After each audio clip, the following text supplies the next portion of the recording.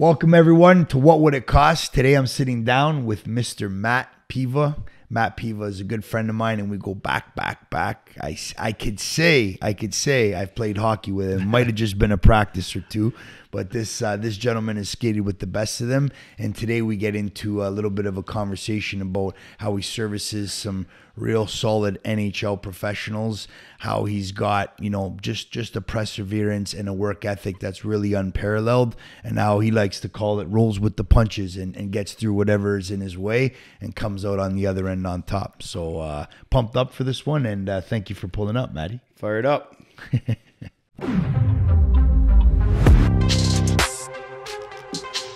Talk to me a little bit about how the social media and the platforms and all the content that you've been putting out from time has just been the real you, the real Matt Piva, and how that's done lots and lots of good for your business, given that it's very relatable. And yeah, take me through that.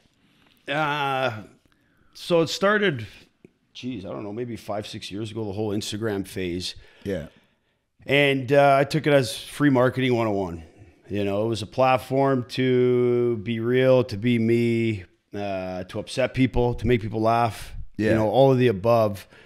And I kind of just took it and ran with it, knowing or not knowing what people would think, nor did I really give a fuck, to the truth. Yeah, because you're raw with it. You have to be. Because I was like, there's guys that do it and there's guys that do it.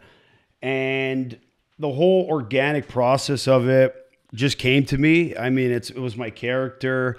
I wasn't going to be the guy dressing up in the cheap blue suit and the shoes from Aldo, walking, you know what I mean? Walking around saying, welcome to my listing, and have the elevator music playing in the background and giving stats.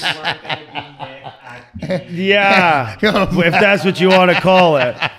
He ain't wearing all those shoes. But yeah, I wasn't going to be that guy. We're standing there, welcome to this, and, elevator music playing and giving stats about the house, and nobody cares about that shit. Right. Not saying it doesn't work. I mean, there's very successful people that's just their style, right? I'm not knocking it, but it just wasn't for me. So I just said, you know what? I'm going to do this, just like we're doing right now.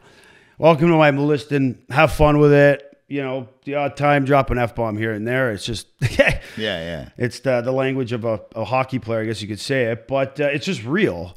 And a lot of people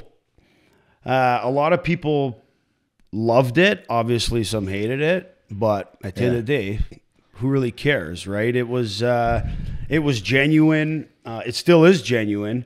But yeah, I had fun with it, and people liked it. But golden rule of life, I mean, pleasing everyone, nor did I give a shit to, right? But sold a lot of real estate off Instagram early on. A lot of real estate. And it was fun. Well, it was fun. I had a blast with it. My marketing team back then thought I was fucking crazy with some of the shit that we did, but again, it was real. It was always one take. That's how I knew it was genuine, where it wasn't like staged, it wasn't set up. I didn't have to do 15 takes, dude. One shot. If it was good, let's do it. If it was shit, let's do it. I don't care. Nice. But yeah, so we rolled with it, and now we're going to take it to the next level. Yeah. And I remember when I started dialing into the industry and really understanding who's who, what's what, and looking at, all of my target market, which is the realtors platforms, it just stood out to me. I was like, that's Matt, because I know you from back in the day. Way when back. We used to play a little bit of puck together with and Justin Rita and all the boys there. And I was like, yeah, that's totally him. That's exactly who he is. And you could tell the little bit of that hockey background and the way the change room talk is. You could tell like just the way that you kind of grew up and always rolled and had that edge to you, right? But then there's that cool, that approachable, that likable Matt as well, right? Like it all comes out in that platform. It's like, holy smokes, that's him at his core, right? And I can understand and see why it's done so well for you. And what I also wanted to tie that into is you don't really flaunt a lot, or you don't really talk about your past and a lot of the big names that you know, and a lot of the work that you've done with players that are in, you know, the National League right now. And I wanted to have a little bit of a conversation about that today, right? Because I know for you it's no big deal, and that loop is something that you understand like the back of your hand, and those guys are truly your buddies. They slept on your couches. Yeah. But for the audience, I think it would be awesome for you to tell us a little bit about the background and the history and the teams that you played on with these big NHL stars that are out there, right? Yeah, well, like I said, I was a pretty good hockey player growing up. You know, the minor Very hockey. Good. He's being extremely modest right now, guys. I was I. Yeah. And then, like I said, you go through the whole draft process, the OHL, got drafted. I had a full ride to Michigan State, which to this day I do kind of regret. I thought I could have, you know, prolonged my hockey career if that's even a thing. But so I went to the O. At 16, went to Oshawa, the dirty Schwa. The name says it all.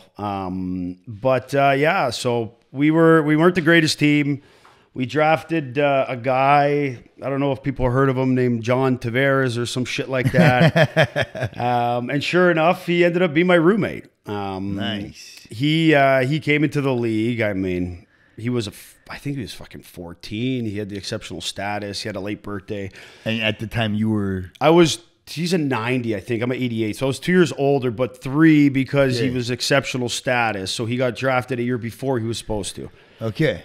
And it was ridiculous. Like, it was crazy. Every day we'd come home from school, there'd be packages from Bauer, CCM, Reebok. Like, this kid's 14 years old. And they were just begging him. But he dominated. He absolutely dominated. It was fun. It was me, him, and a guy who's a good friend of mine, Mike Delzato, all lived together. You know, both of them had some pretty decent careers. And I kind of, drifted off with the wind, but still held on pretty well. So I was in Oshawa a couple years, and then how long were you guys roommates for? For a year. Okay. Yeah, we were all together. Delzato and Tavares were roommates for a solid and then year. Cal Clutterbuck was another guy that I lived with my first year. This was my second year. I think he's still kicking on the island there. Had a pretty decent career for himself. And then we went off to St. Mike's, which was kind of a shit show. Just living at home. You know, you're 17, 18, playing in the O, making $50 a week, you know, thinking that's probably when I met you at the Tryst and all those fucking clubs we used to just bury our $50 a week in. But yeah, it was good, but you know, that's when you start getting into the chicks, the parties, the alcohol, and you know, kind of veer off path. And living at home definitely didn't help that situation, but still held my own. Still had a pretty good couple years there, and then got traded to Niagara. And in Niagara is when I played with like Pietrangelo and, you know, some big names, the Hamilton brothers. And me and Petro became very close, which years later, obviously, I sold his place in King, which, you know, was a gorgeous house. So throughout the career, it was... You know, I've played against pretty much everybody. My generation or my year, I was an underage, overage, so I played against, you know, the Corey Perrys, the Mike Richards, the Drew Dowdys, the Taylor Halls, you know, the Segans, the Simmons, like everybody and anybody that's kind of in that, you know, 30 to 35 range came through the O. We've had battles. I still talk to a lot of them. I still have good relationships. And then I just... You know, we went to Western, if that's what you want to call it, for school. If you gave me $1 million, I probably couldn't fucking tell you one class I took. But yeah, we went there, and then I headed off to Italy to play in Italy for a bit, which was an amazing experience, obviously. Nice. You know, but the whole journey, you know, hockey's one of those things where you play with a guy one game, you're buddies for life. Yeah. It's just the brotherhood of the hockey world is fucking incredible. And then, like I said, after that, I had the hockey school, which was amazing. You know, I helped run the BioSteel camps in the summer, you know, on the ice with guys like McDavid and, you know, the who's who of the NHL world, which was an awesome opportunity that Johnny from BioSteel, who's an incredible dude, gave me the opportunity to work with some of the guys doing the on ice stuff. So that was amazing. And then I kind of transitioned into the hockey school, and then said, "Hey, enough's enough. Like, I got to start making some fucking dough." And that's when you got into real estate. Yeah, it took me. Nice.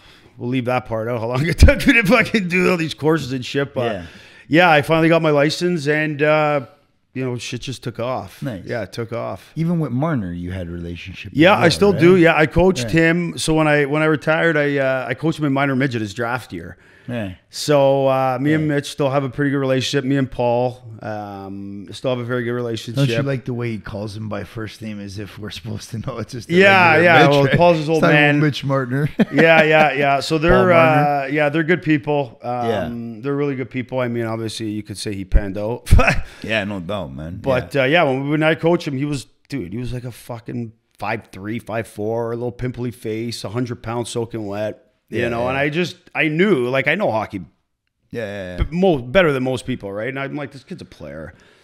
And, the scouts and this and that, oh, he's small, he can't play in the O, And you know what? At those times where I'm like, this kid needs to go to school just because it's a different game. And he fucking proved me wrong, man. He went to London and absolutely just tore the shit out of the league. And I was so happy to see him do that. And then, like I said, I mean, I don't have to tell you about his NHL career, even though I'm not the biggest Leaf fan, as most know. He's done fucking okay for himself, to say the least. Yeah, he's done okay for himself. So, it's nice to see these kids who, I had him when he was 14, and now, 10, 12 years later, the guy's an absolute fucking stud. Yeah. Making God only knows how much money. And you're servicing these guys. So you could, like, I know you don't call yourself that. And that's why that's what I meant a little bit earlier on when I said, you don't flaunt it. You don't put it out there. You don't talk about it. You don't portray it on your socials. You're so cool about it. Like, these guys are your buddies. Like, these guys are part of your network, and it is that brotherhood that I see you respecting and not getting, like, hurting about it. So, but you could officially say that you service NHL players. Yeah, I do. And you know what? There was probably about 6 or 7 of them that I've done some deals with. Right. Some of the bigger ones, like, we got rid of Mike's house, Del's Auto, for about $7 million about a year and a half ago. Nice. Which was a huge sale. It was a listing, which was nice. And Petrangelo's we got rid of, and a good buddy of mine, Steve Liambis, was the buyer for that. So we kept it in the family. Yeah. But and sorry to cut you off there. And I remember you too when we went and we shot around the golf. You saying, because these are huge listings, right? That you pump a good amount of dough into, sprucing it up and staging it. And you, in one case, you were even redoing the driveway on one, which is like a $30,000 job. So, like, it was the way that you were beefing these properties up and how you serviced them. It was like, it blew my mind, because I was like, holy smokes. Yeah. So, with that being said, in regards to you really providing that service where you beef up and stage these homes, what would it cost to, in light of, what would it cost to gear that up for a sale and chop I mean, it for now that the $7 million? deal's done, obviously, I think out of pocket to get her up and running, not obviously, never include your time or any of that, because that comes with the fucking territory. But the actual house, to get it up and running from start to finish, was probably about close to 20 G's. Yeah. Wow. Nice. Yeah, and how between long marketing, staging, we had Stallone come in there, who are awesome at those big luxury properties. Shout out to Matt. Haven't done work with him in a while, but he took care of me when I needed it. We sold it in like 45 days. Nice. Yeah, Whoa. which was that's quick for a big. It was, and I didn't expect that because, it was the location. The location was ridiculous. It was like Royal York and Eglinton. It was beautiful. The house was beautiful. I mean, it was a little, I hate to say dated, but maybe 10 years. But he put some work. The backyard was, it looked like, Playa del Carmen. It was stunning, man. And it was, it was on over an acre lot. And I was the new face in town. So those little pockets, in that Royal York area, there's like 3-4 agents that do all the work, like most areas. Yeah. So when they're driving by and they see, who's this motherfucker? Yeah. With his face on this lawn, like, who is this guy? So, like, I had to deal with so much shit that I never dealt with before, And again, shout out to the boss man, Vito, my broker, who helped me a lot through the whole process. It was like people were booking fake showings. Agents were sending like their kids to just come scope out the house, see what the fuck is it. Like, it was weird. I was slowly like catching on to these things. And then, you know, you had some of these wannabe heavies, you know, oh, we'll give you $5 million. And I'm like, you know, and then they're like, oh, we know who the seller is. I'm like, it's irrelevant. Everybody does. It's on a fucking MLS. Like, there's no secret. Yeah. You know, oh, did he take too many pucks to the head? Like, he's never going to get $7 million. And it got like to the point where I was like, buddy, like this is not only a client, this is my buddy. Like, I'm not going to sit here on a conversation with you, listen to you bash, you know, like A, the price point, or B, like it was bad. And then sure enough, like any house, any luxury property, it takes one buyer, man. They came in, they bought the house as is, fully furnished, gave us what we wanted. It was a longer closing, but like we got exactly what we wanted, and I washed our hands and on to the next, right? That's awesome, man. Yeah, but it was cool. It was a cool experience selling big boy real estate. Yeah. I love it. No.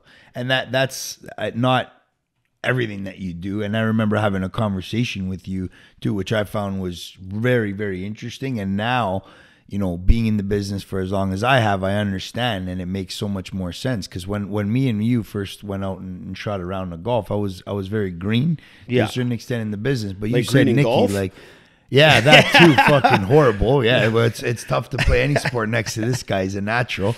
But with that being said, you know, you'll go chop a $7 million listing, but then you'll take on a $3,000 lease, right? You have to. And I remember you saying it to me, Nikki.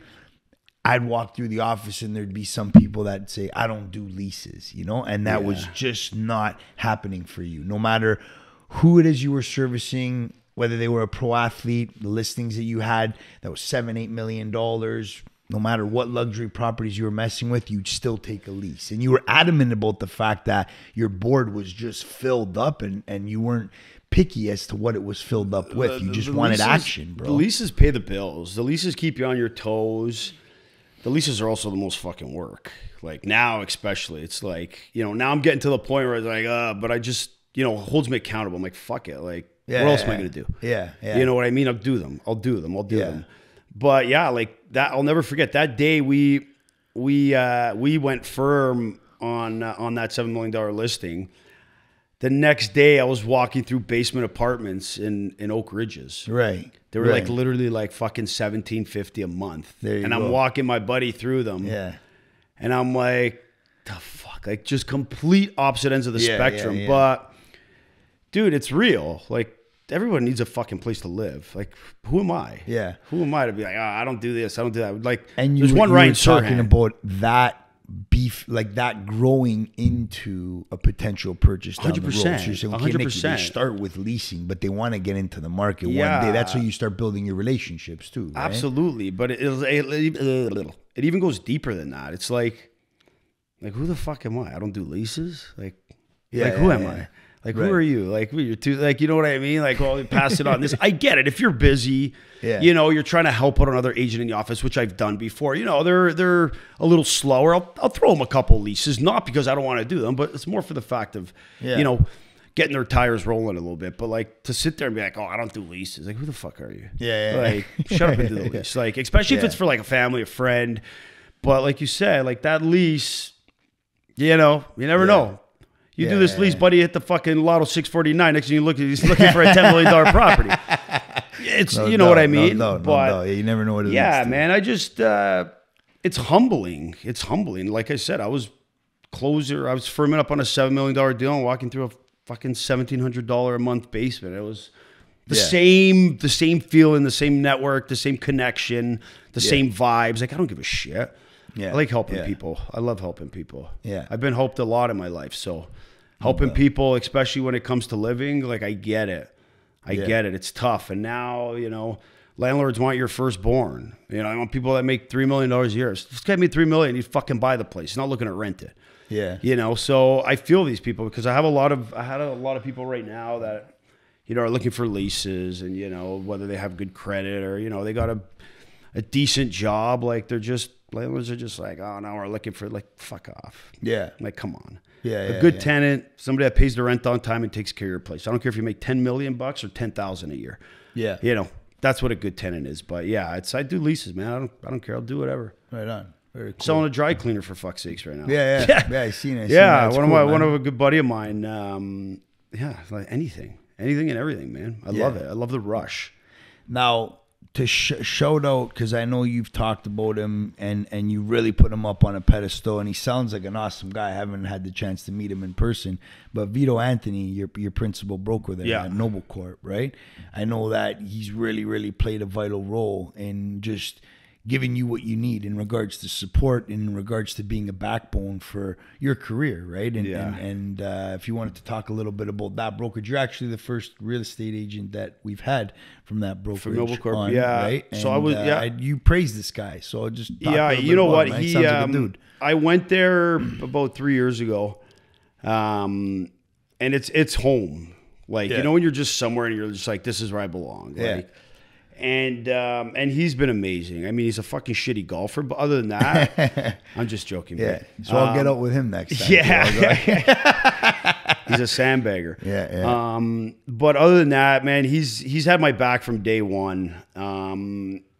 He helped me big time in more ways than once. And now when I left, I went to Forest Hill.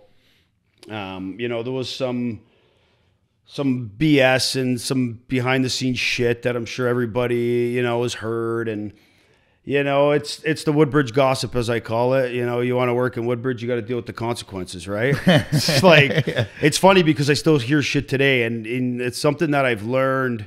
I can't control what people say, right? You know, I'm in jail, I'm here, I'm there. Fuck, I'm sitting here talking to you, still working at Remax, right? So, you know, it's something that that he's literally had my back from day one. You know, shit went a little sour, not by choice, but like I said, man, life's all about amending relationships, and you realize who really's got your back in this business, man. There's a lot of people that will sit there and smile at you, but I'm not a stupid guy. I know that they're sitting there like, you know, the Smithers or Mr. Burns just waiting for my failure. Right. And it's motivation, right? I love it. Like, I hear shit every day about people saying this and saying that. And dude, I'm done like stressing over shit. Like, I can't, you know, I'm on a path back to the top, where I belong, where I know I belong. I know I'm one of the best at what I do. Everyone's got their issues, man. Everyone does. You know, I went through some tough times, and again, back to V, he was there from day one, and you know what? We amended our relationship. He took me back with open arms, and I'm fucking sitting right back at the chair that I started with. Nice. So it's a full circle. Realistically, it's a full circle, but yeah, it's good because you know what? Like I said, there's nothing better than people that you know want to see you fail. Yeah. It's fucking motivation at its finest, man. It's free motivation too. Yeah. Because nothing's better than just making people just stir up in their own shit.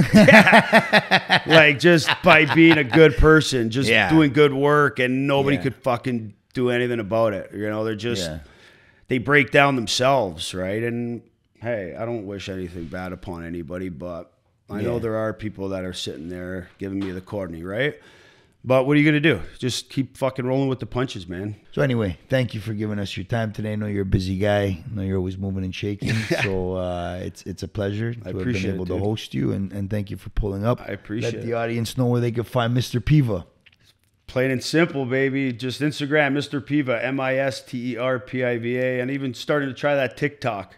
I think it's the same, Mr. Piva Real Estate on TikTok. I'm trying to give it a shot. It's fun. Nice. I like creeping it more than using it, but whatever. Nice. But thanks for having me, guys. Check this guy out, man. He's got the coolest stuff. And it's very relatable. You gravitate to his content. I highly, highly recommend him to check him all. Thanks, Nikki. Thank you very much for tuning in and watching What Would It Cost, and stay tuned for the next episode.